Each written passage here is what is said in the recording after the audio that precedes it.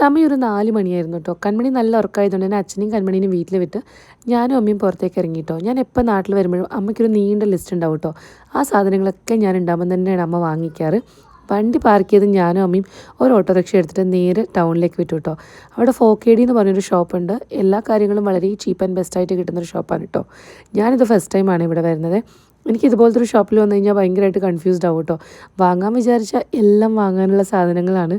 എന്നെ അട്രാക്ട് ചെയ്ത ഒരുപാട് കാര്യങ്ങളുണ്ടായിരുന്നു. ഞാൻ കുറച്ച് സാധനങ്ങൾ മാത്രം വാങ്ങിച്ചിട്ടോ. ശേഷം അമ്മയ്ക്ക് പുതിയ ഷോപ്പിലേക്കുള്ള വിളക്കൊക്കെ വാങ്ങിക്കണമായിരുന്നു. അതൊക്കെ വാങ്ങിച്ചു. പിന്നെ നമ്മൾ നേരെ വിട്ടു ഷോപ്രിക്സിലേക്ക്. ഇത് വളരെ പഴയൊരു ഷോപ്പിംഗ് മോളാണ് കേട്ടോ, നമ്മുടെ പയ്യന്നൂർ.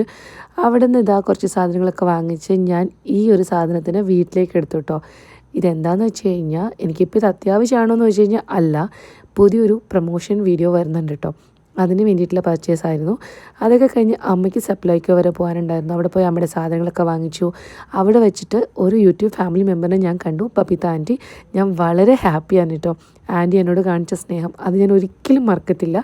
അതൊക്കെ കഴിഞ്ഞ് നമ്മളിതാ ഷോപ്പിലേക്ക് വേണ്ട ബോയിൽഡ് ഗ്രേപ്പ് ജ്യൂസൊക്കെ റെഡിയാക്കുമായിരുന്നു. അതൊക്കെ കഴിഞ്ഞ് അമ്മയുടെ കിച്ചണൊക്കെ ക്ലീൻ ചെയ്ത് കൊടുത്തു. ഞാനിത് റൂമിലെത്തി. അപ്പോൾ എല്ലാവർക്കും ഗുഡ് നൈറ്റ്.